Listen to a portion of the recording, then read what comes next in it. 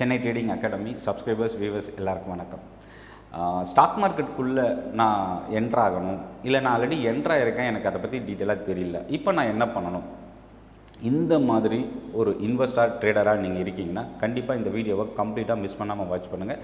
4 important factors இந்த வீடியோவில் நான் உங்களுக்கு ஷேர் பண்ணுறேன். நீங்கள் ஒரு ஆப்ஷன் ட்ரேடர், ஒரு பிகினர் அப்படின்னா கண்டிப்பாக இது ரொம்ப யூஸ்ஃபுல்லாக இருக்கும். சென்னை ட்ரேடிங் அகாடமி சப்ஸ்கிரைப் பண்ணி வாட்ச் பண்ணுங்கள், சப்போர்ட் பண்ணுங்கள். இந்த வீடியோ உங்களுக்கு யூஸ்ஃபுல்லாக இருந்தது அப்படின்னா லைக் பண்ணுங்கள். சென்னை ட்ரேடிங் அகாடமியோட டெலகிராம் குரூப் லிங்க் டிஸ்கிரிப்ஷனில் இருக்குது. அதே போல் ட்ரைனிங் செஷன். ஸோ நான் ஒரு பிகினர் மார்க்கெட்டை பற்றி கற்றுக்கணும் அப்படின்னா ஏப்ரல் 18 நாளைக்கு காலையில் 10 மணிக்கு ஆப்ஷன் ட்ரேடிங்கான ஒரு ட்ரைனிங் செஷன் இருக்குது. இது ஒரு ஃப்ரீ ட்ரைனிங். அதுக்கான லிங்க் வீடியோட டிஸ்கிரிப்ஷனில் இருந்து நீங்கள் யூஸ் பண்ணிக்கலாம். இப்போது வீடியோக்குள்ளே போகலாம். 4 விஷயம்.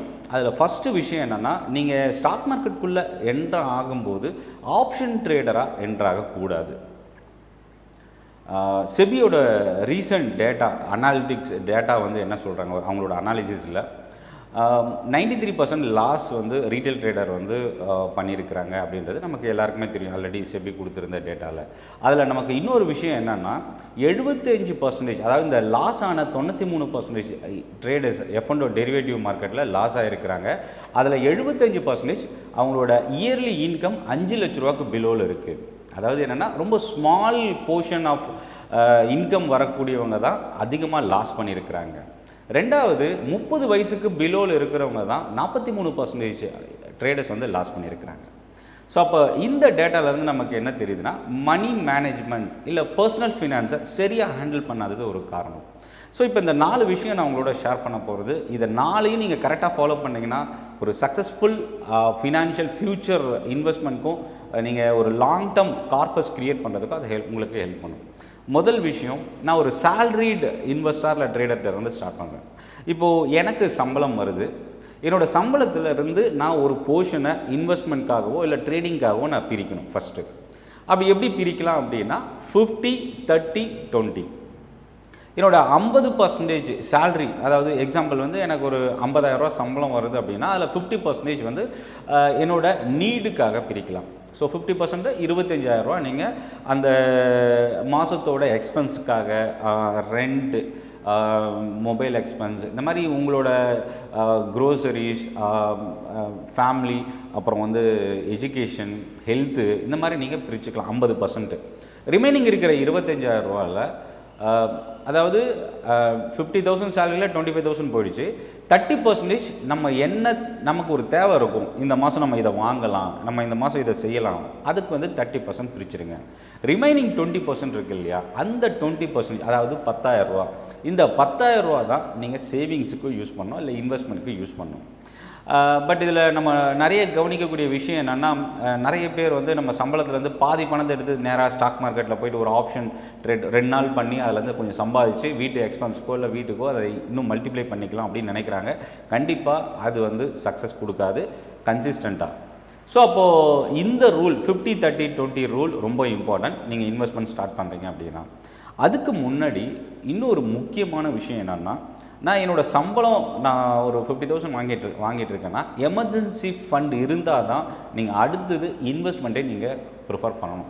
எமர்ஜென்சி ஃபண்டுனா என்ன? ஒரு அத்தியாவசிய எதிர்பாராத ஒரு செலவு வர்றதை நம்ம மேனேஜ் பண்ணுறதுக்கு தான் இந்த எமர்ஜென்சி ஃபண்ட். எக்ஸாம்பிள் வந்து எனக்கு சடனாக வேலை போயிடுச்சு, சடனாக ஒரு ஹெல்த்து எக்ஸ்பென்ஸ் வருது. ஸோ அப்போ வந்து என்னென்னா அந்த மாதிரி சுச்சுவேஷனை நம்ம மேனேஜ் பண்ணுறதுக்கு தான் இந்த எமர்ஜென்சி ஃபண்ட் யூஸ் பண்ணலாம். இது எவ்வளோ இருக்கணும் அப்படின்னு பார்க்கும்போது கிட்டத்தட்ட 6 சம்பளத்தை நீங்கள் எமர்ஜென்சி ஃபண்டாக யூஸ் பண்ணலாம். அதாவது 6 மாதத்தோட சம்பளம். இப்போது 50,000 ரூபா சம்பளம்னா 3 லட்ச ரூபா நம்மக்கிட்ட பேக்கப் இருக்கணும். அதுக்கு அடுத்து வர அமௌண்ட்டை தான் நீங்கள் இன்வெஸ்ட்மெண்ட்டுக்கு ஸ்டார்ட் பண்ணணும். ஸோ அப்போது ஃபஸ்ட்டு 50-30-20 ரூல், ரெண்டாவது எமர்ஜென்சி 6x எமர்ஜென்சி ரூல், அடுத்து 3வது வந்து பார்த்திங்கன்னா 40% EMI ரூல். இது ரொம்ப இம்பார்ட்டன்ட். ஏன்னா இதை யாருமே சரியாக ஃபாலோ பண்ணுறது இல்லை. அது பண்ணாமல் போகிறதுனால தான் வாங்குகிற நம்மளோட சம்பளத்தில் 70-80% எடுத்துகிட்டு போய் நம்ம என்ன பண்ணிடுறோன்னா இன்ட்ரெஸ்ட்டாகவோ அதை லோனுக்கு ரீபே பண்ணுறோம். அந்த லோனில் ரீபே பண்ணும்போது நீங்கள் செக் பண்ணி பார்த்தீங்கன்னா தெரியும், மேக்ஸிமம் அமௌண்ட்டு இன்ட்ரெஸ்ட்காகவே போயிடும். உங்களோட என்டையர் மந்த்லி சேலரியில் உங்களோட இஎம்ஐ நீங்கள் ரீபே பண்ண வேண்டிய அது வந்து நீங்கள் இப்போ ப்ரைவேட்டாக வெளியில் கடன் வாங்கியிருக்கலாம், பேங்க்கில் லோன் எடுத்துருக்கலாம், கிரெடிட் கார்டாக இருக்கலாம், கன்சூமர் லோனாக இருக்கலாம், ஜுவல் லோனாக இருக்கலாம். எந்த மாதிரி நீங்கள் லோன் எடுத்திருந்தாலோ இல்லை கடன் வாங்கியிருந்தாலோ அது உங்களோட மந்த்லி சேலரியில் 40%க்கு மேலே ரீபே பண்ணுற அமௌண்ட் போகக்கூடாது. அதாவது இஎம்ஐ வந்து 40%. எக்ஸாம்பிள் 50,000 ரூபா உங்களுக்கு சம்பளம்னா உங்களோட எல்லா இஎம்ஐயும் சேர்த்து கிட்டத்தட்ட 40%. 40%ன்றது கிட்டத்தட்ட பார்த்தீங்கன்னா 20,000 ரூபாய்க்கு மேலே உங்கள் இஎம்ஐ தாண்டக்கூடாது, எல்லா இஎம்ஐயும் சேர்த்து. ஸோ அப்போ EMI emergency fund EMI rule 40% EMI rule. அடுத்தது வந்து பார்த்திங்கன்னா லைஃப் இன்சூரன்ஸ் ரூல். கிட்டத்தட்ட ஆனுவல் சேலரி உங்களோட இப்போ 50,000 ரூபா சம்பளம்னா வருஷத்துக்கு 6 லட்ச ரூபா சம்பளம். 6 லட்ச ரூபா வருஷத்துக்கு சம்பளம் அப்படின்னா உங்களோட லைஃப் இன்சூரன்ஸ் மினிமம் 10 டைம்ஸ்லேருந்து 15 டைம்ஸ் சம் அஷ்யூர்ட் இருக்கணும். அப்படிப்பட்ட ஒரு லைஃப் இன்சூரன்ஸ் இல்லை டேர்ம் இன்சூரன்ஸை நம்ம எடுக்கணும். பட் லைஃப் இன்சூரன்ஸ் ப்ரொடெக்ஷனுக்கானது. டேர்ம் இன்சூரன்ஸ் நமக்கு ப்ரீமியம் ரொம்ப எஃபெக்டிவாக இருக்கும், காஸ்ட் வைஸ் ரொம்ப ஈஸியாக நம்மளால் பண்ண முடியும். ஸோ அது எதுன்றதை நீங்கள் சூஸ் பண்ணிக்கலாம். பட் சம் அஷ்யூர்டை பொறுத்த வரைக்கும் 6 லட்ச ரூபா ஒரு வருஷத்துக்கு எனக்கு சம்பளம் அப்படின்னா மினிமம் 60 லட்ச ரூபாக்கான சம் அஷ்யூர்டில் நான் ஒரு லைஃப் இன்சூரன்ஸ் எடுக்கணும். ஸோ இதுக்கு அடுத்தது தான் நீங்கள் ஸ்டாக் மார்க்கெட்டுக்குள்ளே என்ட்ராகணும். இந்த 4 விஷயம் தான் ரொம்ப இம்பார்ட்டன்ட். ஏன்னா நம்ம ஆப்ஷன் ட்ரேடிங்கிறது எப்படி வந்து இந்த அளவுக்கு ரீட்டைல் ஸ்மால் ட்ரேடர்ஸ்க்கு அதிகமாக உள்ள என்ட்ராச்சு. செபியோட ரூலில் 75% 5 லட்ச ரூபாய்க்கு வருஷ சம்பளம் குறைவாக இருக்கிறவங்க தான் ஆப்ஷன் ட்ரேடிங்கில் 75% லாஸ் பண்ணியிருக்கிறாங்கன்ற இந்த கான்செப்ட் எப்படி வந்தது அப்படின்னா ஒரு லாங் பேக் நம்ம போய் பார்க்கும்போது செபி எல்லா கான்ட்ராக்டுமே மந்த்லி கான்ட்ராக்டாக இருக்கும்போது, அதாவது 2 டைப் ஆஃப் ஆப்ஷன் கான்ட்ராக்ட்ஸ் இருக்குது. ஒன்று ஸ்டாக் ஆப்ஷன், இன்னொன்று இண்டெக்ஸ் ஆப்ஷன். எல்லா கான்ட்ராக்டுமே மந்த்லியாக இருந்தது. பட் அதுக்கப்புறம் வீக்லி கான்ட்ராக்டாக இண்டெக்ஸ் ஆப்ஷன்ஸை எடுத்துகிட்டு வந்தாங்க. இப்போ கரண்ட்டில் பார்த்திங்கன்னா என்எஸ்சியில் நிஃப்டியும் பிஎஸ்சியில் சென்செக்ஸும் இருக்குது. இந்த வீக்லி கான்ட்ராக்ட் வந்ததுக்கப்புறம் தான் ரீட்டைல் ட்ரேடர் மோஸ்ட்லி இந்த என்ட்ராகும்போதே ஸ்டாக் மார்க்கெட்டுக்குள்ளே என்னன்னு தெரிஞ்சுக்கிட்டு என்ட்ராகும்போதே ஆப்ஷன் ட்ரேடிங்கில் என்ட்ராகிறாங்க.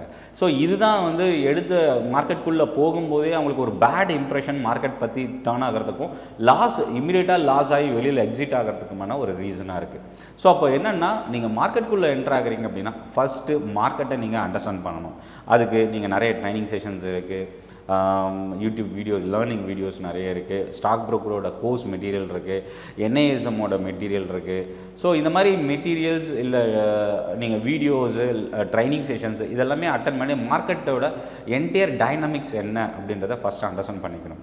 ரெண்டாவது இன்வெஸ்ட் பண்ணும்போது ஒரு ப்ராப்பர் போர்ட்ஃபோலியோ டைவர்சிஃபிகேஷன் ஃபாலோ பண்ணி ஸ்டாக்ஸு அசட்ஸை நீங்கள் சூஸ் பண்ணுறது பெட்டர். இதுக்கு அடுத்தது தான் நீங்கள் ஆப்ஷன் ட்ரேடிங்குள்ளே வரணும். ஸோ அப்போ ஆப்ஷன் ட்ரேடிங் நான் எவ்வளோ வச்சுருக்கலாம் அப்படின்னா நீங்கள் என்ன போர்ட்ஃபோலியோ வேல்யூக்கு நீங்கள் கிரியேட் பண்ணியிருக்கிறீங்களோ அதில் 10% மட்டும்தான் ஆப்ஷன் ட்ரேடிங்க்கு நீங்கள் ஸ்பெண்ட் பண்ணணும். எக்ஸாம்பிள் 1 லட்ச ரூபா நான் போர்ட்ஃபோலியோ வச்சுருக்கேன்னா 10,000 ரூபா தான் மேக்ஸிமம் நீங்கள் ஆப்ஷன் ட்ரேடிங்க்கு ஸ்பெண்ட் பண்ணணும். ஏன் அப்படின்னா ஒரு எக்ஸாம்பிள் இன்றைக்கி நிஃப்டி 1% இன்க்ரீஸ் ஆகிருக்கு அப்படின்னா உங்களோட போர்ட்ஃபோலியோ வேல்யூ அட்லீஸ்ட் ஒரு 1% இல்லை 0.5 to 1% இன்க்ரீஸ் ஆகிருக்கும். 1 லட்ச ரூபாய்க்கு கிட்டத்தட்ட 1000 ரூபா 1500 ரூபா இன்க்ரீஸ் ஆகிருக்க சான்சஸ் இருக்குது.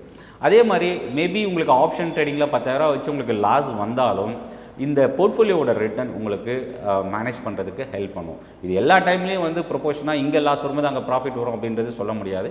பட் ஒரு சேஃப் சைடர் ரிஸ்க் அப்படின்னு கூட சொல்லலாம். ஏன்னா நம்மளோட இன்வெஸ்ட்மெண்ட் 90% இருக்கும், 10% ஆப்ஷன் ட்ரேடிங் இருக்கும். இந்த ஆப்ஷன் ட்ரேடிங் உங்களுக்கு கை கொடுக்கல அப்படின்னாலும் பட் இந்த இடத்துல நம்ம பெரிய ரிஸ்க் எடுக்கக்கூடிய சிச்சுவேஷன் வராது அப்படின்றது நம்ம இங்கே பார்க்க முடியுது. ஸோ இந்த வீடியோ பற்றி நம்மளோட ஃபீட்பேக் கமெண்ட்டில் போஸ்ட் பண்ணுங்கள். சென்னை ட்ரேடிங் அகாடமி டெலகிராம் குரூப்போட லிங்க் வீடியோட டிஸ்கிரிப்ஷனில் இருந்தால் நீங்கள் யூஸ் பண்ணிக்கங்க. ஏப்ரல் 18 நாளைக்கு காலையில் ஆப்ஷன் ட்ரேடிங்கான ட்ரைனிங் செஷன் 10லேருந்து 12 மணி வரைக்கும் நடக்குது. இந்த ட்ரைனிங் செஷன் ஒரு ஃப்ரீ ட்ரைனிங். இதோட லிங்க் டிஸ்கிரிப்ஷனில் இருக்குது, கிளிக் பண்ணி ரெஜிஸ்டர் பண்ணிக்கங்க. நன்றி, வணக்கம்.